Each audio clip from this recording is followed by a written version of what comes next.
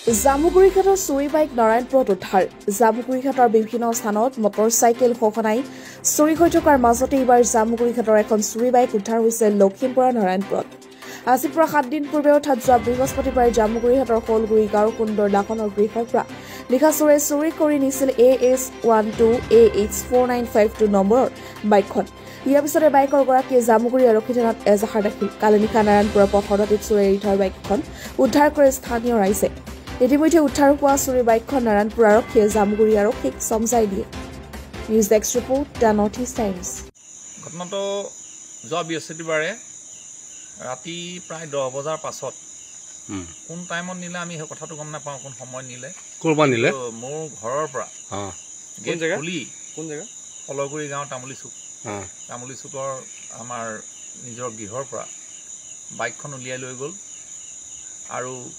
আজি প্ৰায় বৃহস্পতিবাৰৰ পৰা আজি মানে বহু প্ৰতীক্ষাৰ মূৰত যোৱাকালি ৰাতি 1:30 বজাত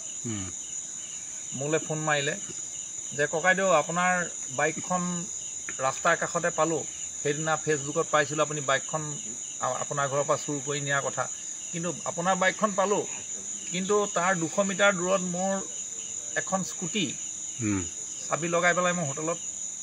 খানা খাই আছিলোঁ কিন্তু স্কুটিখন লৈ গুচি গ'ল কোনে কৈছে সেইটো মোৰ এজন ভাইটি এজনে তাৰ নাৰায়ণপুৰ গতিকে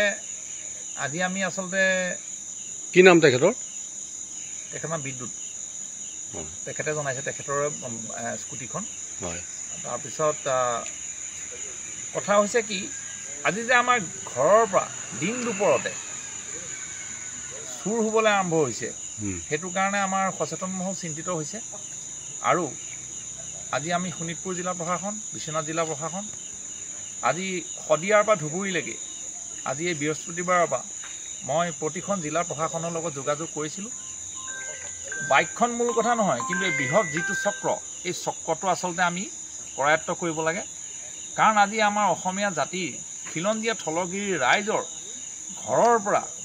ঘৰতে যদি আজি সুৰক্ষিত নহয় ঘৰৰ পৰা যদি সা সম্পত্তি তেনেধৰণৰ চুৰি চাপাচি কৰি নিবলগীয়া হয় ডকাইতি কৰি নিবলগীয়া হয় জাতিটো আজি কেনেধৰণে সুৰক্ষিত কৰিব চৰকাৰে তাৰ কাৰণে মই আহ্বান জনালোঁ যে চৰকাৰে এটা বিহিত ব্যৱস্থা গ্ৰহণ কৰি যে আজি যে সেই দিন দুপৰতে চুৰ হৈছে আজি আমাৰ ৰাতি গৰু গাই সকলো গাঁৱৰ পৰা উঠাই নিছে গতিকে এটা বিশেষ ব্যৱস্থা গ্ৰহণৰ যোগেদি সেই চুৰি যি চক্ৰ সেই চক্ৰ বাংলাদেশলৈকে বৰ্তমান আছে বুলি আমি গম পাইছোঁ গতিকে সেই চুৰি চক্ৰ যাতে কৰায়ত্ব কৰাত চৰকাৰে বিশেষভাৱে সহযোগিতা আগবঢ়ায় আপোনাৰ কি গাড়ী আছিলে কি বাইক আছিলে মোৰ এই বাইকখন আছিলে R15 V4 বাইকখন মানে এখন বাইক যেতিয়া কিনা হয় বা এটা সম্পত্তি যেতিয়া কিনা হয় কিনোতাজনেহে জানে কিমান কষ্টৰ ফলত এখন মানে এটা সম্পত্তি লোৱা হয় গতিকে যেতিয়া ঘৰৰ পৰা হেৰাইছে আমাৰ গোটেই ঘৰৰ মানুহে মৰ্মাহত আজি পৰ্যন্ত যোৱাকালি যেতিয়া 1:30 বজাত আমি খবৰটো পাইছোঁ যে বাইকখন এনেকৈ ৰাস্তাৰ কাণত থৈ পেলাই চোৰ বৰ্তমান নাই আৰু বেলেগ এখন স্কুটি লৈ গ'ল তেতিয়া আমাৰ মনটো ভাল লাগিছে তথাপিতো বেয়া লাগিছে যে সেই ব্যক্তিজনতো স্কুটিখন লৈ গুচি গ'ল গতিকে আজি আমাৰ অসমীয়া জাতিৰ অৱস্থাটো কি গতিকে সেই কথাটো আমি অসম চৰকাৰক আমি জনাব বিচাৰিছোঁ অসম চৰকাৰৰ গৃহ বিভাগক জনাব বিচাৰিছোঁ যে এক বিশেষ ব্যৱস্থাৰ জৰিয়তে যি এই নেটৱৰ্ক যি চোৰৰ যি নেটৱৰ্ক সেই নেটৱৰ্কটো যাতে ধ্বংস কৰাৰ এক প্ৰক্ৰিয়া চৰকাৰীভাৱে আৰম্ভ কৰে আপোনাৰ ভাল নামটো মোৰ নাম সুন্দৰজ্যোতি লাহন